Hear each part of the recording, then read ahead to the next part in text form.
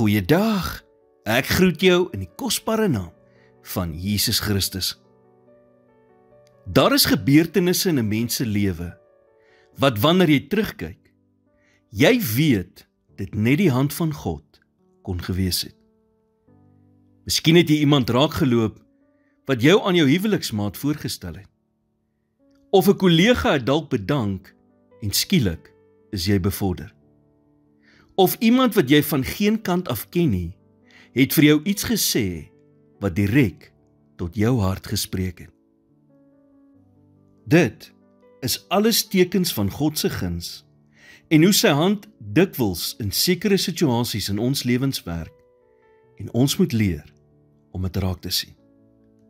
Sodat wanneer die versoeking kom om te begin twyfel, jy jouself sal herinner aan al die deure wat God al vir jou oopgemaak het.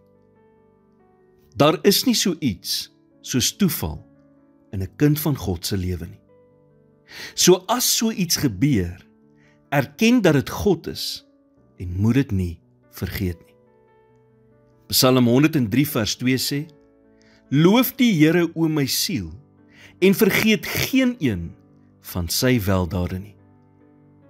Om te onthou wat God vir jou voorheen gedoen het, versterk ook jou geloof wanneer jy bid. Sukkel jy vandag om met vrymoedigheid te bid as gevolg van jou huidige omstandighede? Hier is die geheim. Dink terug aan al die gebede wat God voorheen beantwoord het. Wanneer jy terugdink aan al die gebede wat hy in die verlede beantwoord het, versterk dit jou geloof vir wat jy hom nou vra om te doen. Kan jy nog onthou hoe Dawid vir Goliat verslaan het? Dawid het Goliat verslaan deur terug te dink aan hoe God hom gehelp het om die beer en die leeu te verslaan. En dit het hom die geloof gegee om Goliat te kan verslaan. Dieselfde God wat vir Dawid opgedaag het, sal vir jou ook opdaag. As hy dit voorheen vir jou gedoen het, sal hy dit weer doen.